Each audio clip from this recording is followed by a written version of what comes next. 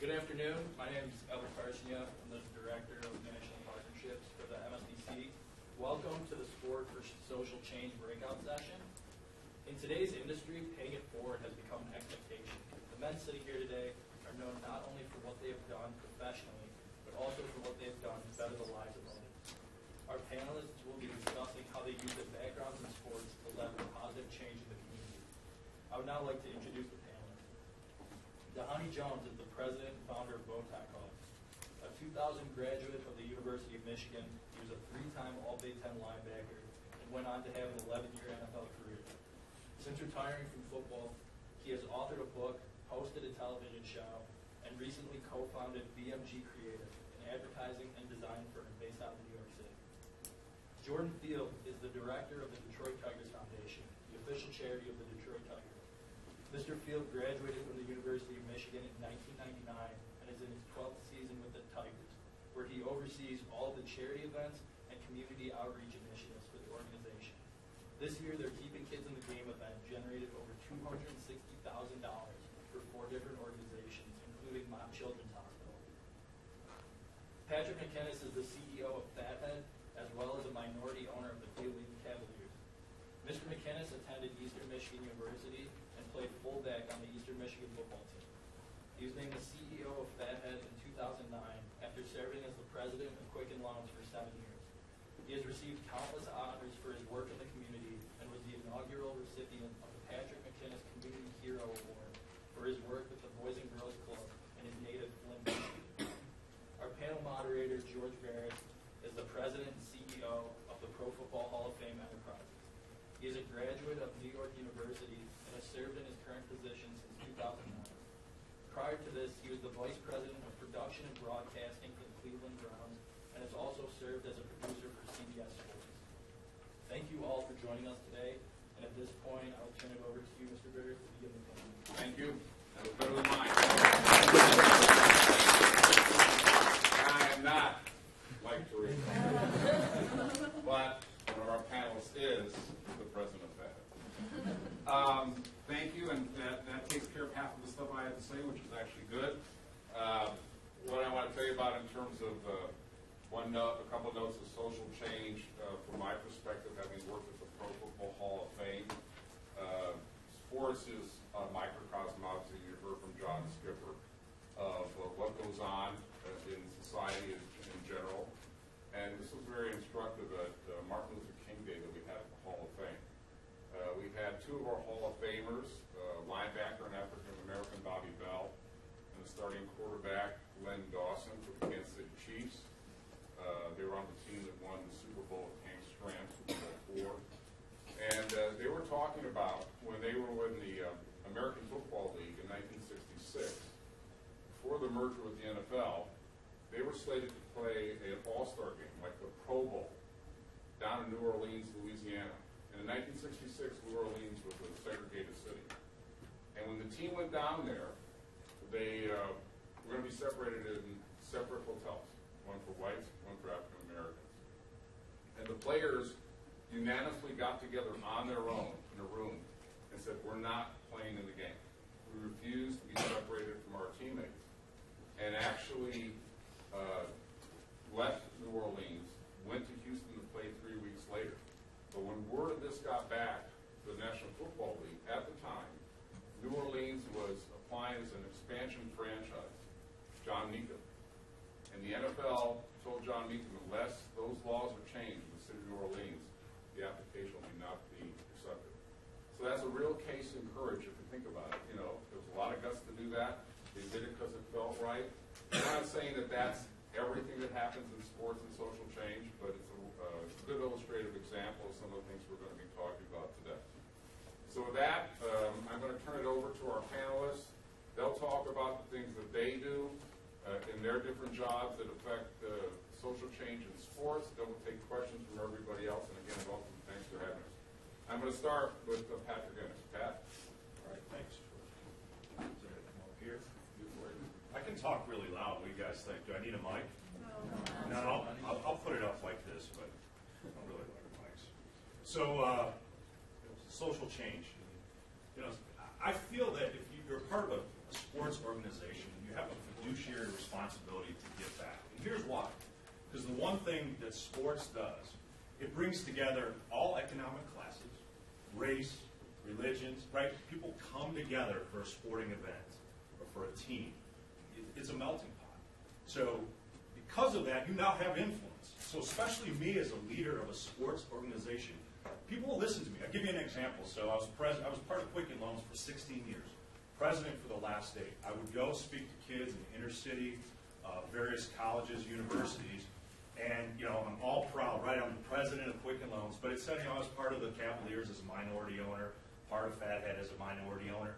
They didn't want to ask me anything about Quicken Loans. They could care less that I was the president. They wanted to talk about sports. And, that to me just, was a vivid reminder that we have so much influence. So, from a Fathead perspective, I'm big on giving back to kids. And why? Because our product, it creates hope, it creates positive emotions, it motivates, it inspires. Share some real life stories with you. So, a young man, inner city kid from Flint. I'm big on the Flint. I'm born and raised in Flint, Michigan. They need a lot of help, especially teenage kids. Dropout rate 65% in Flint public schools. So I'm big on giving back to that. And so a young lady sent me a letter, mother of her child, and said, my son was headed down the wrong path with the wrong group of kids. He wasn't studying, grades were awful. He said his whole attitude's changed. He put a Fathead up of an NFL player, and he's aspiring to be that. But he realized there's a process that has to be followed. You have to get good grades to go to college, right? To get a scholarship, to eventually get that opportunity to become a pro. And she said, that has changed my son's life. And I share that with our team because it's not just a sticker we put on the wall. It creates emotion. It motivates. It inspires. Another story for a young lady, young girl had cancer. Fortunately, she passed away. Mother sent me a note. Said, you donated this Fathead in this, they had a charity benefit for her. You donated the Fathead. She said every day she would wake up and just talk about the Fatheads around her and how good it made her feel. And then she really feels that it prolonged her life. Unfortunately, it wasn't the end we wanted. But so when you talk about how products can have an effect on someone, obviously Fathead, what better product to inspire, to motivate? It's visually stimulating. It creates emotion. So, I do think that from a fiduciary responsibility, our quest is to give back to, especially the youth, because I think that's the future of America, right? And I think that's where we have to have that positive impact, and that's what our product does. And so, in addition to that, let's talk about it from a business perspective, okay? Because at the end of the day, while I'm very philanthropic, we are a business, right? We're not a nonprofit, so we have to make money. So when you do these type of things, when you have that type of emotional impact on people, obviously it creates a memory that brand loyalty, right? I mean, people will remember that for a lifetime. So there is that business component to it, because again, we're not a not-for-profit. So that's my piece, and I don't want to take the whole floor here. I'll turn it over to these guys. All right. Thank you, Patrick. Jordan, we're going to bring up Jordan Fields. We feel for you. You're going to win the next two. Don't worry about it. Go Tigers. Well, good afternoon, everyone. When I began with the Tigers in 2002, the club didn't have a charitable entity that was no Detroit Tigers Foundation. And I think that throughout professional sports at the time, the reputation of the Community Affairs Office was as essentially that bottom feeder of the organization. It was the department that gave away the company's stuff. It was a department that didn't drive any revenue for the club. And I think over time, that has really evolved. And now where there is not just social change happening in professional sports, but really strategic social change. And what Pat touched on at the end of his remarks, I think, is the key thing. Social change is an extraordinary opportunity in professional sports, has that platform to accomplish that. Professional athletes have that opportunity, as in professional clubs. But to do it in a strategic way that not only are you affecting change in your community, but you're also now driving revenue indirectly to the club. You're now creating brand loyalty for the club. The mission of our foundation is to enhance lives through the end of baseball with a focus on youth education and recreation. And I review and receive grant applications every week. And also requesting funds for a midnight golf program or for a summer basketball program. And we would never fund those programs. We fund baseball programs. We want to grow young baseball players. Because if we can renovate a baseball field, and we've done probably 60 to 70 diamonds in the metro area, if we can train baseball coaches, we train hundreds of baseball coaches, we can donate baseball equipment, that these young boys and girls are not only going to be off the street, stay out of trouble, and get to do well in school, but they're also going to be baseball players. And baseball players watch Tiger games. People who watch Tiger games buy Tigers gear. People who wear Tigers gear come to our baseball games. And it's not as self-serving, it's not as evil as that sounds, but there's a strategy behind all of that. It wouldn't make sense if all we did was give away our tickets for free and not track the utilization because I was using them. And it wouldn't make sense if we were investing in midnight golf programs. Because again, what we want to do is to create that brand loyalty that Pat touched on. I didn't prepare remarks for today, because I think the best thing for probably all of us is to just engage in a roundtable conversation and take questions. I'm going to give you some sense from where I come from. Beyond working with our charity, the Tigers Foundation, my role also includes what we call player relations. So I have the honor of working with each of our professional athletes, our Tiger roster, and their representatives, and not only their corporate appearances and corporate relationships, but also on their community service and their community activation. We had a big moment this year where Justin Verlander pledged $1 million to a program called Winners for Warriors. And we have other players through the years, from Maglio Ordonez and Miguel Cabrera, that have been extraordinary philanthropic.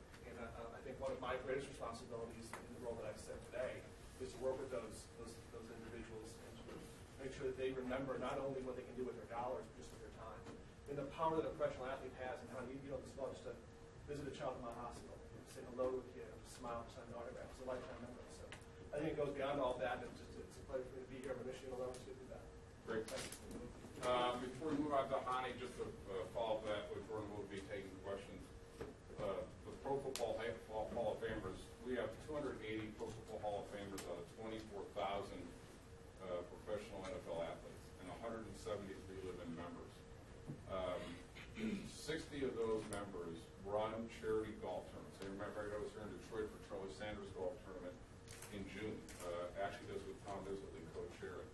And those 60 tournaments raised over $85 million for charity. And that's just one aspect of the give back that they do as professional athletes. And I know that the same thing that Dhani is going to be addressing. So Dhani, when you come up, I just need to know where I get my bow tie. You know, I came with no tie. I see some of those. Is that in it for me if I do a good job? Do I get one? If you're nice to me. Come on up, Dhani, please. Dhani Jumper.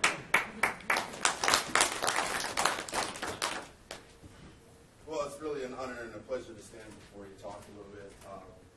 My name is Dhani Jones. I graduated here from the University of Michigan in year 2000. It was a great day being able to step away from this university and step into the National Football League. But I would say that the things that I've learned and the things that were taught to me were paramount before the time that I left. Living in Maryland, my parents taught me to give back. Going to the University of Michigan, Lloyd Carr and the team taught me to give back. And when I entered the National Football League, I saw the opportunity to affect change and to affect those that were around me. As many people know, there's a lot of people that play in the game that have charitable organizations, and they have the power to be those influencers, and they have the power for social change. And I kind of wanted to take it from a different perspective, listening to those that were around me, but most importantly, listening to my friend who was a little John when I found out that he had cancer, and him telling me, if you want to be somebody, you got to rock a bow tie. And I kind of looked at him like he was crazy, and maybe some of you know the story. I looked at people like Orville Redenbacher and Count Chocula and all these other people that were wearing bow ties, Pete Herman and the likes of those that he didn't necessarily want to be like. And I saw them wearing bow ties, and I was like, I'm not going to wear bow ties. And when he told me that he had cancer, I knew that that I could somehow weave the bow tie into the influential platform that I had been blessed with. Playing in the National Football League, you are seen by everybody. Playing at the University of Michigan, you were seen by more. And by rocking the bow tie, I was able to tell his story. But most importantly, I was able to allow other people to open up about their causes and their beliefs. As you see some of the guys rocking the bow ties here today, these bow ties from Mott Children's Hospital. This bow tie I wear, I created an educational program at the Cincinnati Museum of Art in Cincinnati. But much like any business or corporation, a player has their own fiduciary responsibility to give back. They're creating their own brand equity as a player. They're creating their own business as a player. They also have their, as we said before, their corporate social responsibility and fiduciary responsibility way that we started the BowTie Foundation was actually out of the BowTie cause, because we saw that through business you can create an avenue or create a revenue stream of which you can give back to the BowTie Foundation. And so as we work with BowTie cause, we work with different nonprofit organizations, and those are from Mott Children's Hospital to Cincinnati Children's Hospital, Cincinnati Art Museum, to Elizabeth Glaser Pediatric AIDS Foundation across the country, and we utilize our leverage and our influence, if you will, in creating those bow ties so that they can create their platform on our bow ties, to therefore translate that into the BowTie Foundation, and it creates a cross-platform alliance between the two.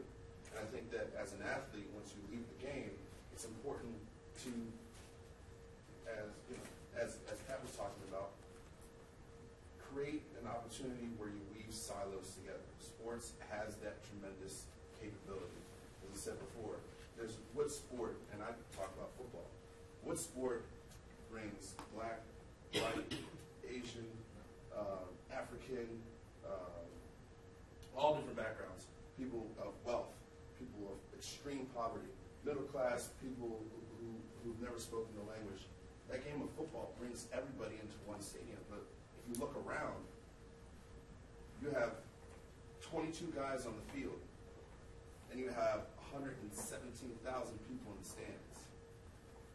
That there, in and of itself, is evidence that the influential platform that the game of football provides is paramount for those players to allow other people to be able to voice their cause and their belief. And I think that is the social change in itself. As I've worked to develop BowTie cause and we've grown, there's other avenues in which I'm participating, even right here in Ann Arbor. I don't know if some of you have heard of the Creators Co-op. The Creators Co-op we just started this year with who's running is a woman named Nancy Zhao. Some of you probably know her. But the way we started the Creators Co-op was, you're playing on the field, and once you step away from the game, now it's your time to look into the stands, right? Look to the stands and you see all of you. You are the future, the entrepreneurs, the leaders, the future heads of the Detroit Tigers Foundation, Fathead, leaders of Hall of Fame. But then you look even farther up and you see those in the boxes. Those are the people that are giving back to the university. And what we wanted to do was allow or empower you all to work together to create businesses. And I think that as you create businesses, as you affect social change, so too is our responsibility to be the facilitators of that. And I've used the facilitation of the BowTie in order to communicate my efforts, whether it's a BowTie cause or within the Creators Co-op, in order to do so. But that all starts with sports. We're all linked through sports. We all are here believing through sports. And as I was standing outside, even seeing the Michigan Sport Business Conference grow, it's the direct reflection of sports. It's a direct reflection of the connectivity through the platform thereof. So, again, it's an honor to be here. It's an honor to sit and talk to you guys, and know that your influence from here on, in terms of the things that you guys are doing, is will pave the way for the next. So,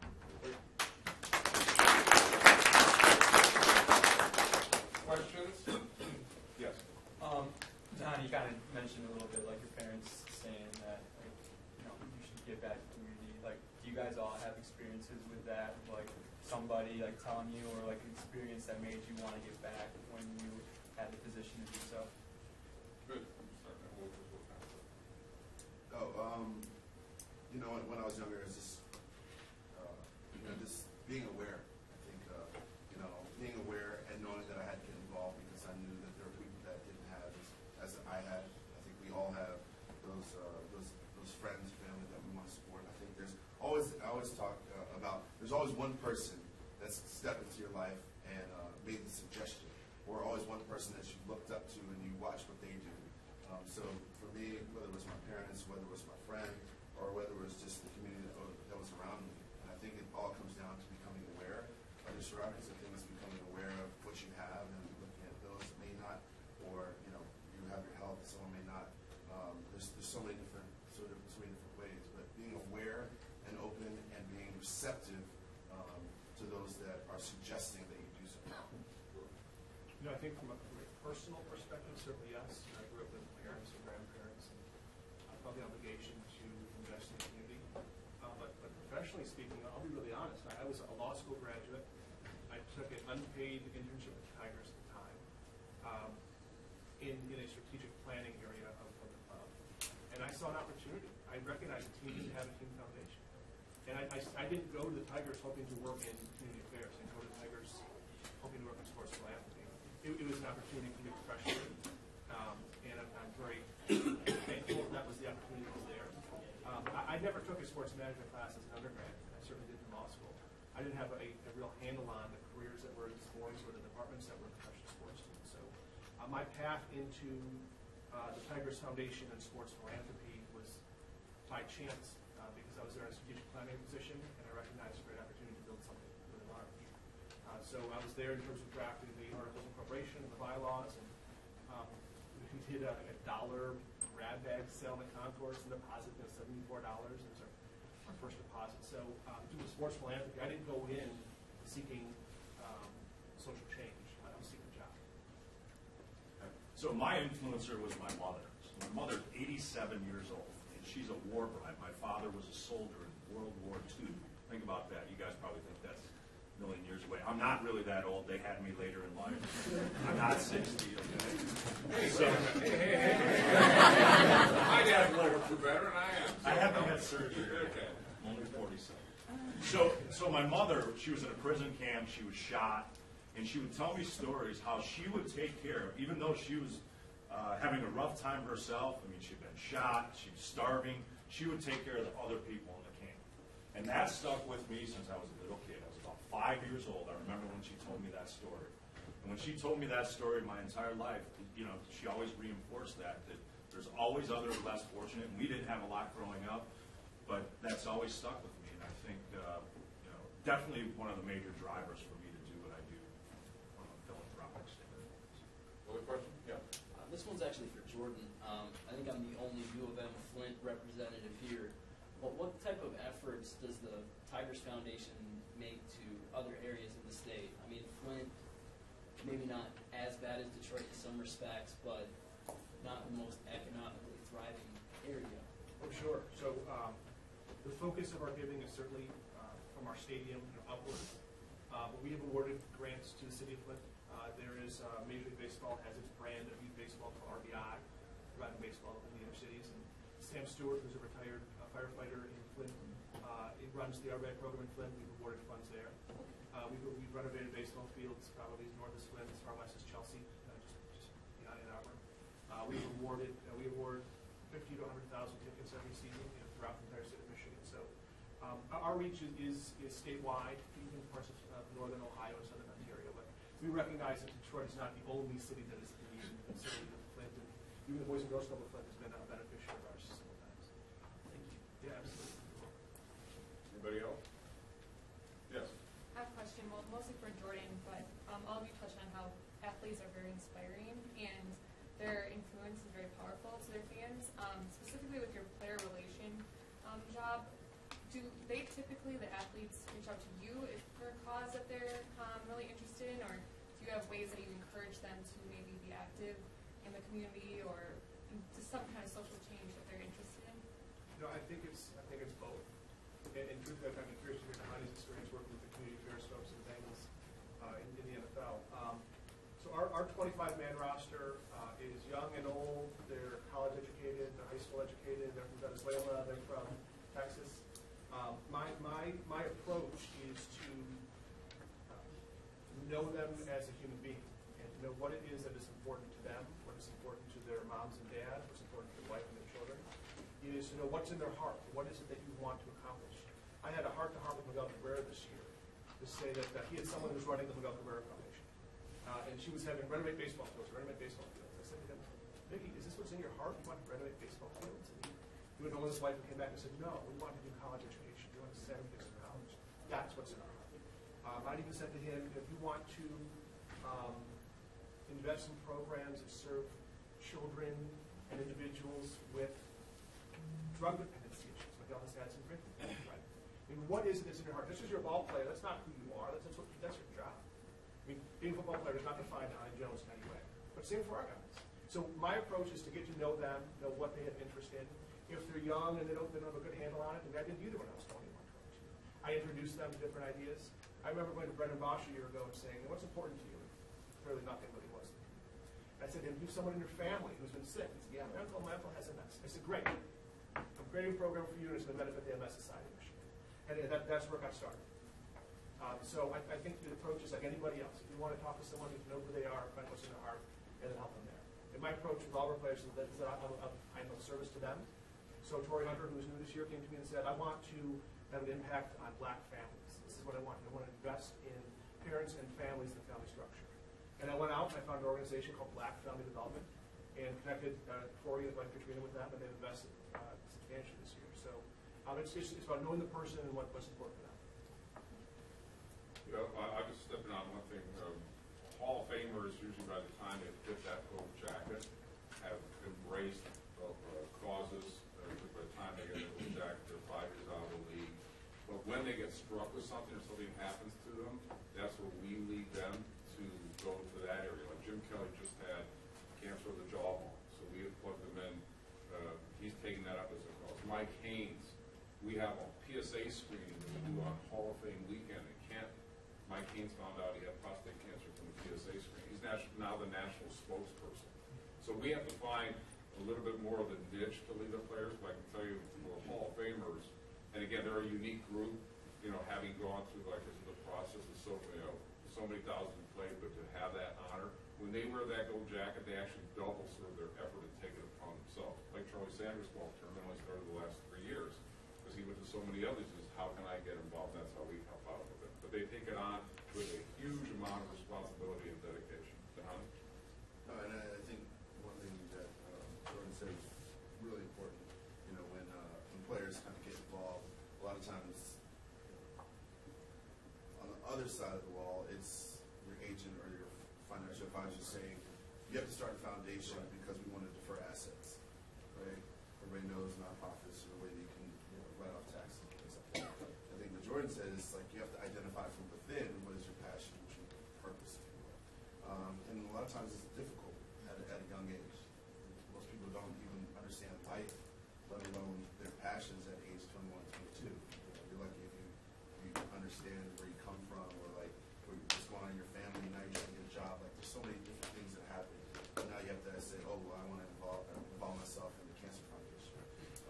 You know, where you may not even have a certain level of connectivity. So I think it's about when I was playing with whichever team, New York, Philly, or Cincinnati, a lot of times we'd have these massive events where we go as a team and support. And I think as guys got older, you know, as was just mentioned, you start to figure out where you want to really direct all of your community time and effort. And you really want to find out where you want to hyper-focus so that you're not spread thin and kind of, you know, things that you don't necessarily want to focus on, but things that you do really want to commit to. And it does take time, and it really comes from the passion within. So Fathead's in a unique position because we represent all professional sports. So we get numerous athletes that reach out to us to be part of their foundation, to get involved in their benefits. And one of the things that we do is we dig deep. We find out, you know, do these athletes really touch people in the community? Because we get requests for financial donations as well as product donations. So it's paramount to me that we dig deep and make sure that if we're going to align ourselves as a brand with athletes who are, you know, part of their own personal foundation, we want to make sure that they're affecting change in the community. Because quite frankly, unfortunately, you know, there's been a few cases where we bump into athletes like, as Dhani mentioned, they were told, look, I got to have a foundation, right? But they're not really doing anything to affect change in the community. And I just, quite frankly, don't want to be aligned with those type of people. So we're very diligent in terms of making sure that they affect change, positive change. I'll give you the best example, and I'm sure you guys can all attest to this. This kind of goes into the area of religion, right? You grow up in a religious household for your entire life. You're going to a Presbyterian church, you're going to Catholic church, you're going to Jewish day school, you're going to Mormon temple. Then all of a sudden you get 20, 22 years old, and you start seeing life for what it is. You start to open up. You start to have those conversations with your friends and start sitting across the table and arguing things about culture, and all of a sudden you want to learn about Islam, now you want to learn about Sikh religion, all of a sudden you start to shift. That happens in all of us, and as an athlete, that happens to us as well. So I think it's identifying, sitting down, talking, having that honest conversation about people that you relate to, how you're connected within how you're truly connected to the community, how you want to be connected to the community, and making the decision for yourself, and that definitely takes time. Yes. I just want to ask you how they cooperate with the other sectors to address social concerns in a community. So, and then how you guys created a new opportunity by forming such alliance. I'll start off and everybody follow. Concussions is a huge issue. And at the Hall, our players, generally, like I said, tend to be older, have suffered from the consequences of concussions. We've created a fund, the Hall of Famer Assistance Fund. We don't publicize it much because Hall of Famers are very proud, but we've funded this for $1 million to give out allocations to players who need home care because they're suffering from Alzheimer's and dementia. So we reacted to what became a social change to help on our side that way. That answers your question a little bit. Yes. I think I heard the question in a different way in terms of working with other sectors outside of sport. Yeah, probably or private or nonprofit. Well, I guess one of the easy ways to talk about it would be in terms of working with the city of Detroit on renovating baseball fields in the city. I talked about, I maybe mentioned, we've done probably 60 to 70 diamonds throughout the entire community. But of those 60 to 70 diamonds, 90% have had vandalism and theft. We've got flagpoles taken away. We've got sod rolled up and taken away. We've got fences taken away. So the relationship with the local municipality, whether it's local government or the school district, Parks Recreation, and so on, I think is really important. And obviously, when you have those direct relationships, you can then do a very good job, not only renovate the field, but keep it maintained and keep it secure.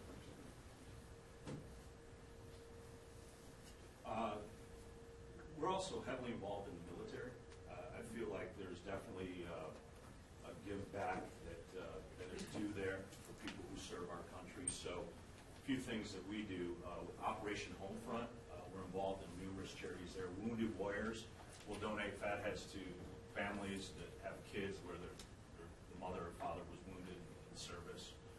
We also support, with Operation Homefront, baby showers for all the military wives that are having kids. We'll donate a lot of children's graphics, as well as each month we have something that is called Salute to Service, and we'll pick a certain military family and we'll donate an array of graphics to them, from canvas to vinyl graphics, as well as we offer active and non-active military personnel 20% discount at all times. So I think, outside of nonprofits and different charities, that there is a responsibility to give back to the people who create this great country for us, right? Or protect this great country for us. Patrick, let me do something so I can answer your question more directly.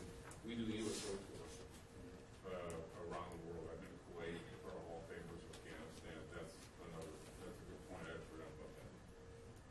Yeah, with BowTie Cause, we work with all different types of nonprofits. We also work with different government institutions. We also work with the military as well. The way that BowTie Cause is set up is that we essentially vet your nonprofit, vet your company, vet your corporation, vet the government entity, and know that what you're doing affects the world in a positive manner. And we collaborate to create these designs and then help you amplify your message to both sides. So we're always looking for those different types of partnerships and always willing to work, as long as we know and you know that this is something that you're truly committed to. Because we don't want to get into a situation, as Pat mentioned before, where it's an organization that's not fully committed and fully vested in what they're doing. I guess to bring up, as Jordan mentioned in his beginning, the concept of social change or the community actions as a central business model. To use an example, in the context of teams or leagues, let's use NBA Cares as an example.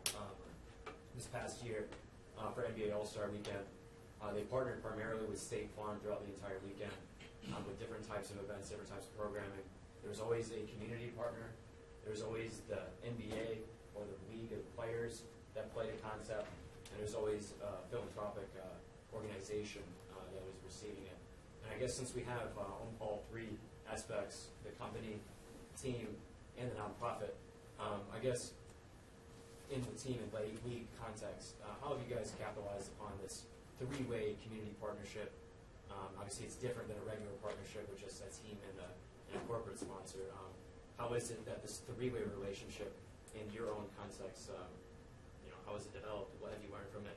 What metrics are the most valuable from it? Go first. Okay. So we partner with NBA Cares on a regular basis around All-Star games, especially. Last year we did Habitat for Humanity, where we went in and we built a few homes. I think we've done that same initiative for the last 3 years. And, there's really not any metrics around it. There's brand recognition, because I think the NBA does a great job of recognizing the partners that are involved in their charity initiatives. So we get a lot of brand recognition from the NBA, a lot of social media around that between Twitter and Facebook. And the NBA, again, does a great job of making sure we're part of all that. So unfortunately, there's not really a metric for us to say, did that create more business or not? But certainly brand recognition, there's no question, especially from the social media side. I think one of the really important things to keep in mind is that while team foundations, individual parent foundations are hoping to affect change in the community, what they're doing is also creating inventory for the club to sell as sponsorship. So you may buy a $400,000 panel on our outdoor wall, but you may also want to put your logo on our Tiny Tigers Keep-Out program t-shirt. And it's unique inventory, it's different inventory, it allows the corporate partner to show that they care about the community.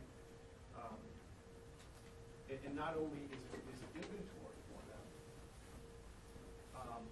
but it's something different, right?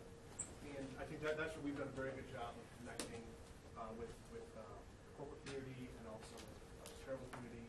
And also we found, I've had to teach most of my colleagues this, that corporations target, you name it, Pepsi, have often two different pots of money. They've got their advertising money, right? Then they also have their charitable giving money. So we can then pull from Pepsi out of their sponsorship dollars to put the logo on the scoreboard, but then also we can pull from their charitable giving pot to then sponsor our team foundation.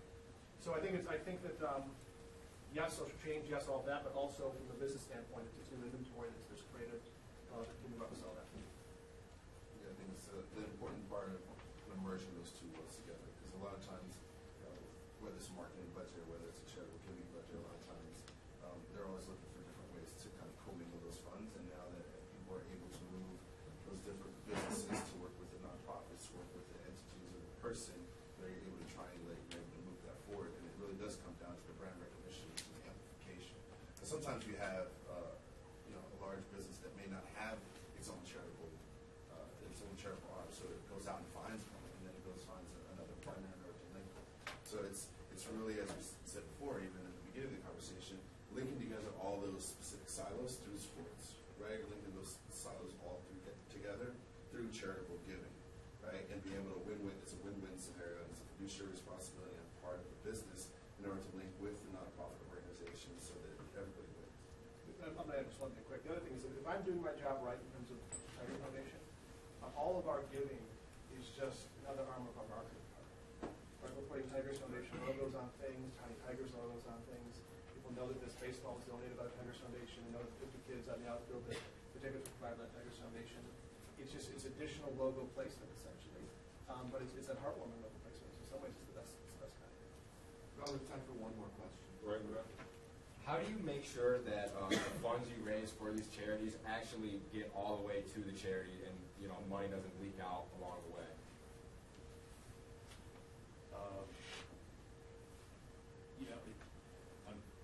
In many circumstances, we're not raising funds necessarily from our organization standpoint. We're asked for funds. So it's kind of back to my original point.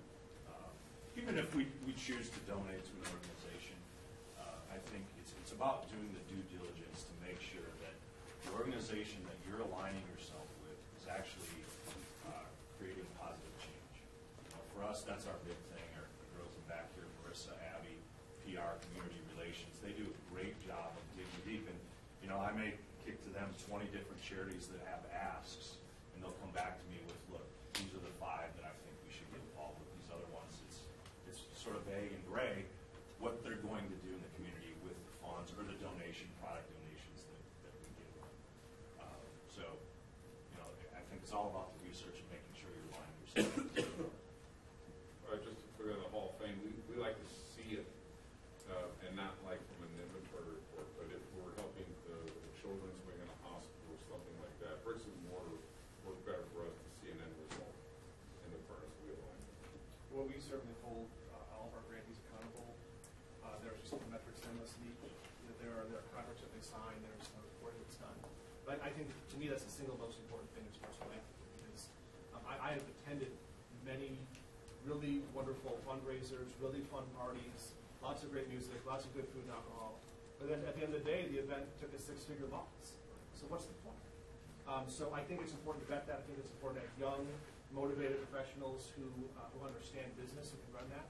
You know, all too often you read the story of Lost and Love with Josh Beckett, you know, hiring his sister and his mother to run his foundation and then taking a loss, and Amar Odom, who's just funneling money into an AAU team. So that happens, and it's out there. I think it's important as a sponsor and as an athlete and someone who works at the club to vet those organizations, be careful who you surround yourself with, and to not just necessarily listen to your financial advisor who's saying, defer your money this way, give your sister a job, and do all these things. Because philanthropy can affect social change. We all know that, but only just being done well.